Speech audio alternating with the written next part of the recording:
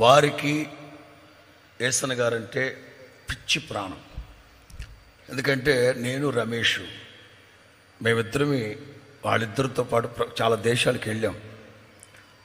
ఒక్కోసారి వాళ్ళిద్దరూ మాట్లాడుకుంటూ అలా అంటే ఒక్క తల్లిదండ్రుల రక్తాన్ని పంచుకు పుట్టిన వాళ్ళలో కూడా అంత బాండింగ్, ఎఫెక్షన్, డీప్ లవ్ అట్లుండేవాడు.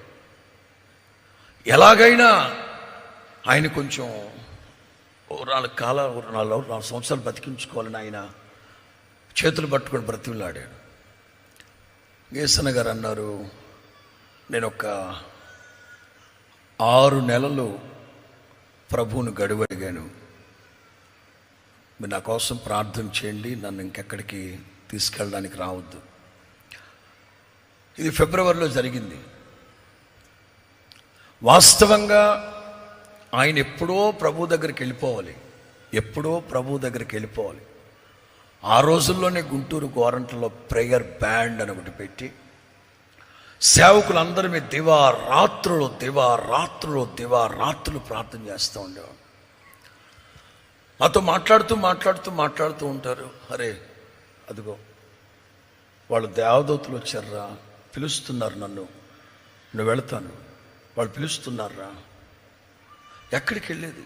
అదిగో వాళ్ళు ఎవరు దేవదూతలు రా, అదిగో వాళ్ళు అదిగో ఇటు వచ్చారు చూడాలి, వాళ్ళు పిలుస్తున్నారా. మేమేమో మీరు వెళ్ళిపోతే మేమేమైపోవాలి?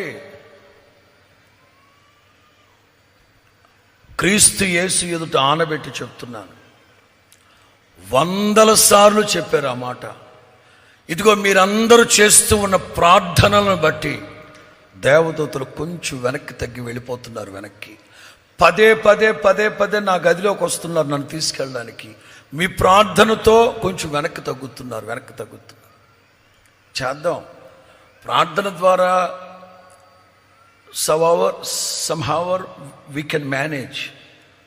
ప్రార్థన ద్వారా కొంతవరకు మేనేజ్ చేయగలం, కానీ పూర్తి స్థాయిలో కాదు సుమా. 6 నెలలు అట్లాగే ప్రార్థన ద్వారా బ్రతికించుకోగలిగాం. చివరికి 7వ తారీఖు ఆగస్టు ఆల్నైట్కి పంపిస్తూ ఆల్నైట్కి వెళ్ళి కొద్దిసేపు వాక్యం చెప్పి త్వరగా వచ్చేయమన్నాడు. అలాగే అని వెళ్ళాను. వాక్యానికి వెళ్ళేటప్పుడు కూడా ఫోన్ చేసి కనుక్కున్నాను, ఎలా ఉన్నారు, కలవరిస్తున్నారు మిమ్మల్ని. వాక్యం ముగించి రమేష్కి మైక్ ఇచ్చేసి, రమేష్ నువ్వు కూడా త్వరగా వచ్చావని చెప్పి బయలుదేరి వెళ్ళిపోయాడు. తెల్లవారి 3 వెళ్ళి వెళ్ళక మునిపి అమాంతంగా పట్టుకొని పైన పడుకోబెట్టుకొని ఒకటే చెప్పాడు, ఇక దేవునితో వ్యాజ్యం ఆడద్దురా, నా మాట వినండి, ప్రభు చిత్తానికి అప్పచెప్పండి. మీరు ధ్వజమెత్తి ప్రార్థన చేస్తుంటే దేవదూతలు వెనక్కి తగ్గి వెళ్ళిపోతున్నారు, కానీ ఈ శరీరంలో ఈ బాధను నేను భరించలేకపోతున్నా. నా మాట వినరా, నువ్వైనా నా విశ్వాసాన్ని కాపాడరా, నువ్వైనా నన్ను ప్రభువుకి అప్పగించరా. అప్పటి వరకు మేము దేవుని చిత్తం సంగతి దేవుడు ఎరుగు, బ్రతకాలి. చివరికి 8వ తారీఖు ఉదయాన్నే ఇంకా అర్థమైపోతుంది ఆయనకి బాగాలేదని. ఒక గంట సేపు మనసు దగ్గర మోకరించి, ప్రభువా ఇంకా వదిలిపెట్టట్లేదు, గట్టిగా పట్టుకొని పిడికిలు బిగించి నన్ను ప్రభు చిత్తానికి అప్పచెప్పేసాం. ఉదయం ప్రభు చిత్తానికి అప్పచెప్పాం. సూర్యాస్తమయం లోపే